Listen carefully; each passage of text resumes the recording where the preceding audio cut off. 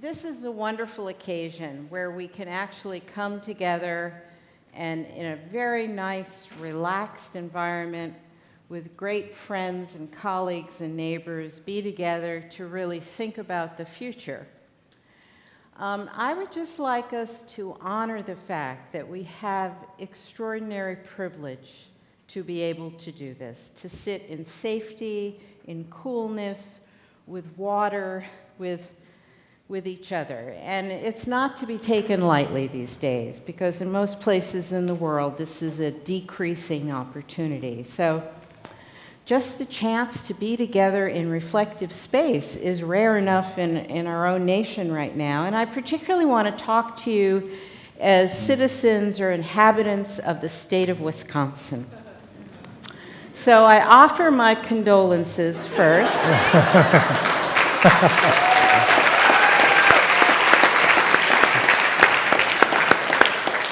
But I want to use your present experience as a lens into what is happening in many places. Here it's writ large, it's right in your face. In my brief conversation with the provost, he gave me a quote that I will spread around the world now, which was, "Every day it's a new psychotic event." I know a lot of people who feel that way. I think one of the possible assumptions of this gathering that I would like to challenge is the basic belief that human beings are rational.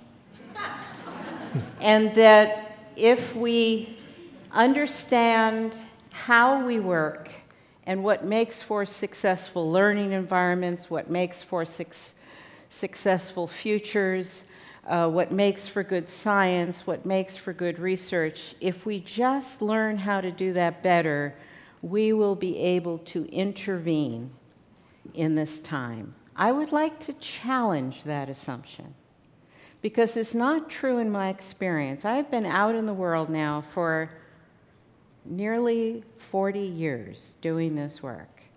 And the last 20 years has been out in places in the world, primarily in the global south and in the United States, where people have really learned how to overcome the current insanity. And what I've seen them do is that they no longer try and change the current insane systems.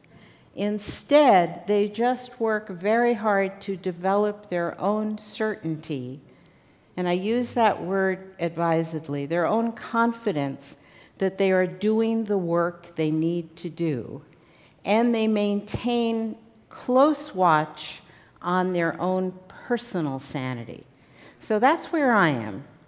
Very personally, I don't believe I'm going to affect the current insanity that is the dominant culture at this time, where people get away with the most outrageous statements, the most unfounded beliefs, as Derek has just pointed out to us, where people disregard good factual arguments, well-done science. We disregard all of the case studies and data we have about how to create effective learning environments, how to create full human beings. We're living in a culture which seemingly doesn't care about evidence, even though the buzzword is, well, if it's an evidence-based decision, of course, then it has more value than the normal insane ways we make decisions. So just to give you a little glimpse into the insanity that's very personal for me, I work very deeply with national parks now as a citizen advisor, and so I work closely with the senior leaders as well as park superintendents. And recently, the director of national parks, who's an extraordinary visionary leader, told me how he went before a congressional committee to present his $3.8 billion annual budget. Okay? It's a significant chunk of cash, although it's less than we spend on the war every week. So The only questions he was asked by two freshman congressmen, this is really depressing, get ready. The only questions he was asked were, why did two of our constituents get traffic tickets in a national park? Yeah, that's the level. And he has to sit there as a political appointee and not say anything clever, witty, or, to get back at them. He just has to, it's just complete nonsensical. And then the other thing that is heartbreaking from the position of science is that of our 82 new Congress people, 62 of them, who are all Tea Parties, do not believe in global warming. So they're not even willing to entertain the conversation, even though we know it's in our face. What do you think this heat is about, folks? What do you think this crazy weather is about all over the world right now? So that's the times in which we live. So what I'd like to do is reflect on a headline that I read yesterday in USA Today, which said, it had a picture of Obama's campaign poster, and it said, "What comes after hope?" Because Obama got elected on hope and change, and now the question is, so the next campaign, how's it going to be framed? I think that's a good question for all of us. We have all, I would assume, or at least most of us here, have been fully engaged in our work and are interested in learning more and more, and we're interested in making a contribution. Or else you just wanted a nice place to sit on a hot afternoon. But I'm going to just assume that that's who you are for a moment. And we all begin our work with this feeling of hope, enthusiasm. Yes, I'm going to make a contribution. I'm going to train myself. I'm going to invest in developing my intellect and my heart, perhaps, if you're really lucky, to make a contribution to the world. Did I get you right? Is that who you are? So after the hope is gone, after the hope of being able to make a useful contribution or to have your work picked up and for it to create change inside schools, inside science, inside conservation, inside whatever your work is. When you are not succeeding and that initial hope is gone, what's next? I like that question. For me, what's next? I'm going to answer it, by the way. For me, what's next? Because I've been thinking about it for 24 hours. For me, what's next is fully contemplating the reality of the situation we're in and being willing to take in all the evidence that's there, not just the evidence of, minor successes or the evidence that, yes, I really am making a difference, and then a month later your work disappears in shreds. So for me, the antidote to hope, which always is accompanied by fear of failing. If you hope for something, you bring in its partner, fear. So the antidote for all of this is to just be fully engaged in what we're doing, free of expectations that we will make a difference. This is what happens with the great activists in the world.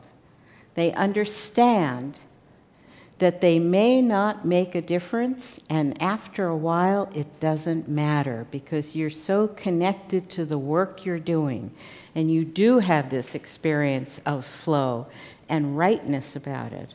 You're so connected to that you persevere no matter what. No matter what.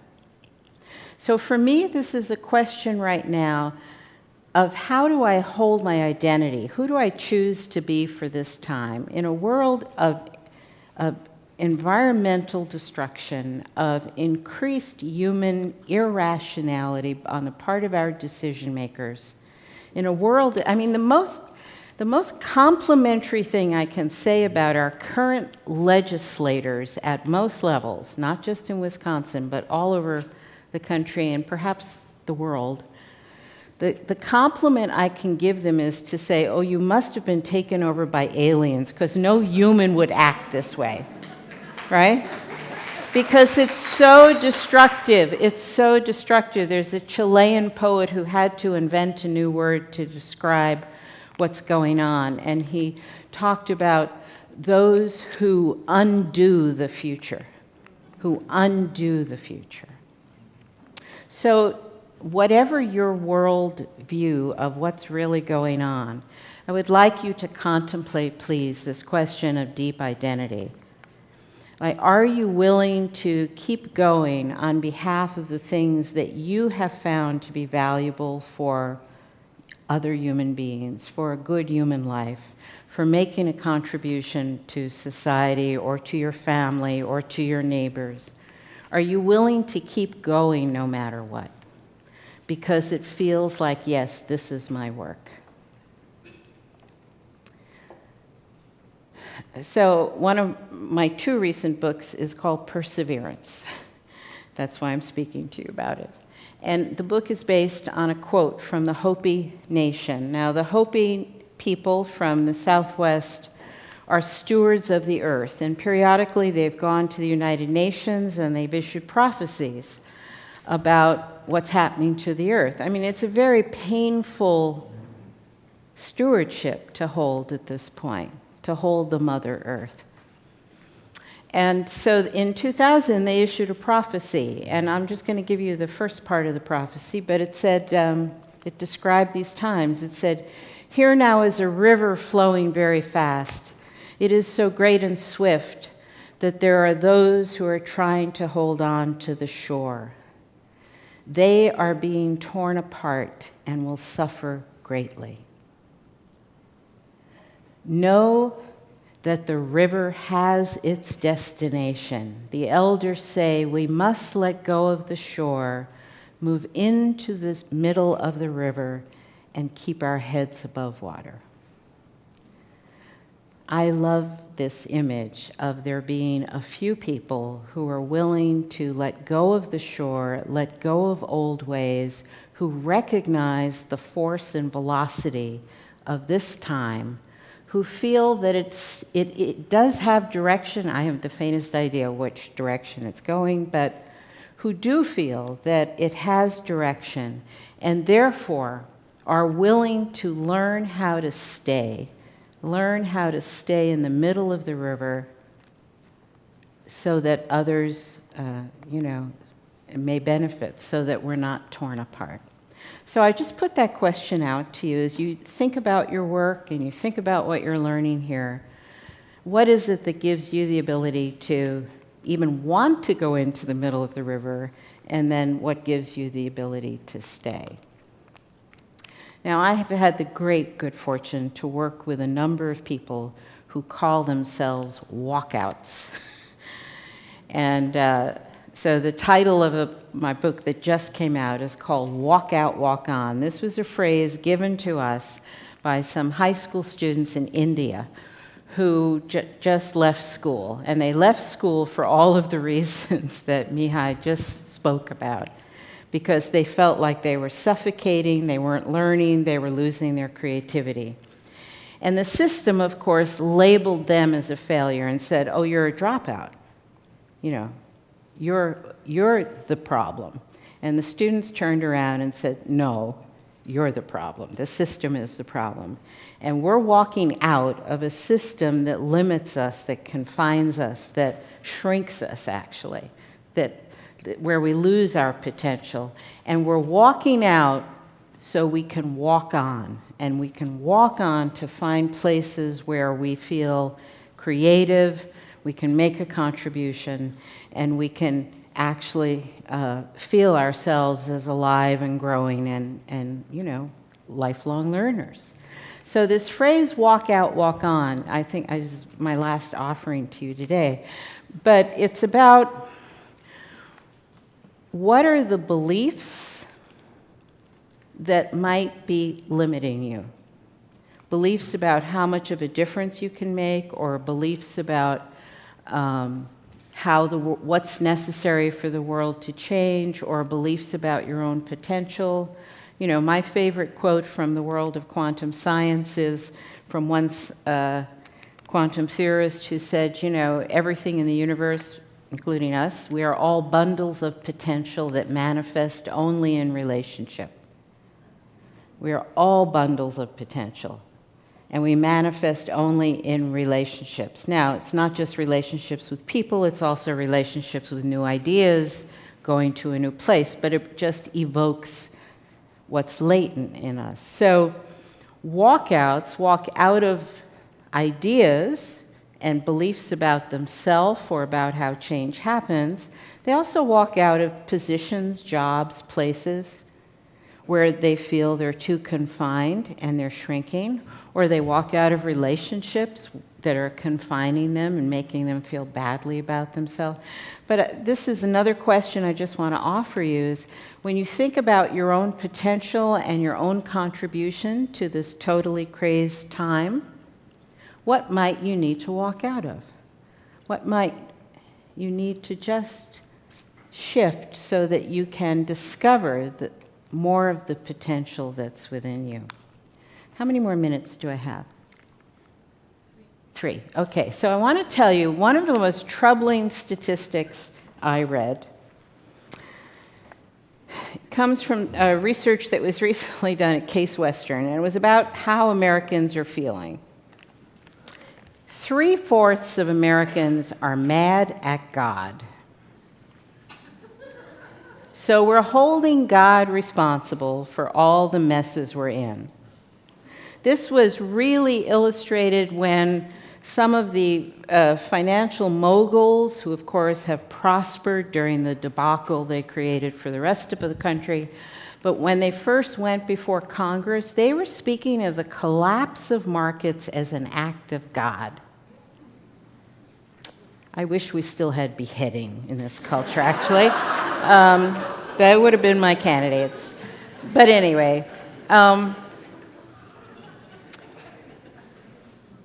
this is what we have to work with.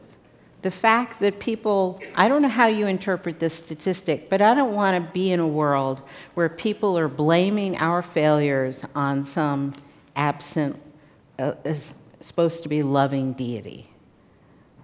You know, I want us to take responsibility for what's going on. I want us to assume responsibility for the quality of our relationships, for how well we get along with each other. I want us to assume responsibility for the quality of our speech and whether we are inciting more polarization and more fear by what we're saying, or whether we are speaking in a way that brings people together. I can't ask this of the whole nation, I ask it of all of us here, that we really start to notice how we are either contributing to or not adding to the level of aggression, anger, grief, and polarization especially that's now so predominant right here in Wisconsin and actually all over the world these days. So I've said enough for now. Thank you.